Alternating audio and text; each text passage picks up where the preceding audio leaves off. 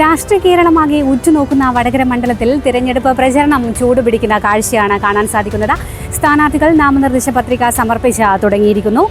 വടകരയിൽ UDF പിന്തുണയ്ക്കുന്ന RMB സ്ഥാനാർത്ഥി KK രമ നാമനിർദ്ദേശ പത്രിക സമർപ്പിച്ചു.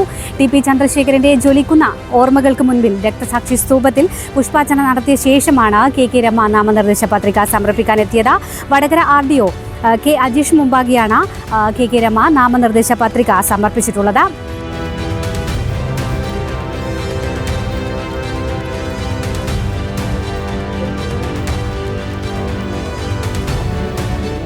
KK രമ എന്ന ഞാൻ കേരള നിയമസഭയിലെ അംഗത്വം വഹിക്കുന്നതിന് ഒരു സ്ഥാനാർത്ഥിയായി നാമനിർദ്ദേശം ചെയ്യപ്പെട്ടിരിക്കുന്നതിനാൽ നിയമമനുസരിച്ച് സ്ഥാപിതമായിട്ടുള്ള ഇന്ത്യൻ ഭരണഘടനയോട് ഞാൻ യഥാർത്ഥമായ വിശ്വാസവും പൂർവ്വം പുലർത്തുമെന്നും ഇന്ത്യയുടെ പരമാധികാരവും അഖണ്ഡതയും ഞാൻ നിലനിർത്തുമെന്നും ദൃഢപ്രതിജ്ഞ ചെയ്യുന്നു. വടകര നിയോജക മണ്ഡലത്തിൽ UDF പിന്തുണയ്ക്കുന്ന RMB സ്ഥാനാർത്ഥിയായി ഇന്ന് വരണാധികാരികൾക്ക് മുമ്പേ നോമിനേഷൻ സമർപ്പിച്ചിരിക്കുകയാണ്. മുന്നണിയുടെ എല്ലാ UDFൻ്റെയും RMBയുടെയും എല്ലാ നേതൃത്വത്തോടെ ഒന്നിച്ചു വന്നിട്ടാണ് ഇന്ന് നോമിനേഷൻ കൊടുത്തിരുന്നത്. നേതാക്കന്മാരും പ്രവർത്തകരും എല്ലാം 5 വിളക്കിന് സമീപം ഗാന്ധി പ്രതിമയ്ക്ക് മുന്നിൽ മാല ചാർത്തിയതിന് ശേഷമാണ് അവിടുന്ന് പ്രകടനമായിട്ട് ഇവിടെ വന്ന് ഇപ്പോൾ നോമിനേഷൻ കൊടുത്തിരിക്കുകയാണ്.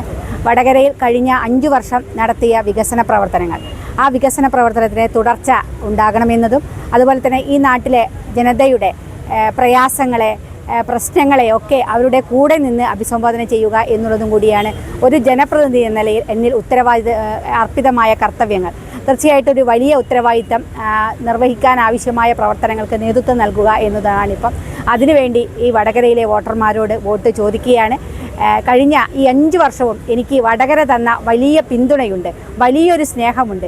അവരുടെ പിൻബലത്തിലാണ് ഞാൻ എൻ്റെ പ്രവർത്തനങ്ങളെല്ലാം മുന്നോട്ട് കൊണ്ടുപോയത്. ആ ഒരു പിന്തുണ ചെറുതല്ല. തീർച്ചയായിട്ടും ആ ഒരു സ്നേഹവും പിന്തുണയും തുടർന്നും വടകര എനിക്ക് തരുമെന്ന് ഞാൻ ഉറപ്പിക്കുകയാണ്.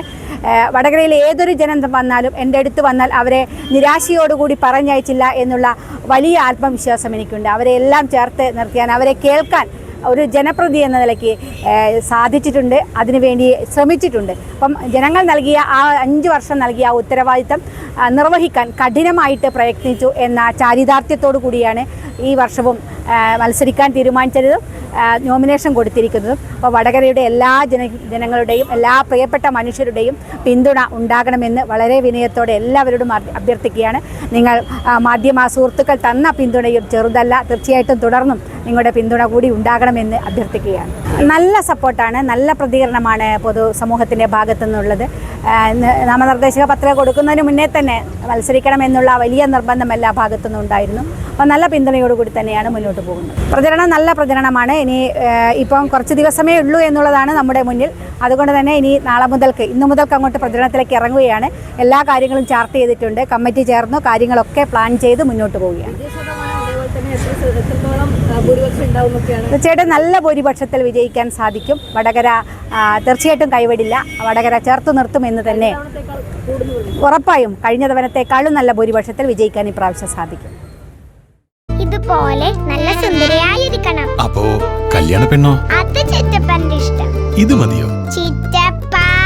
പാർക്കോ ഗോൾഡ് ആൻഡ് ഡയമണ്ട്സ്.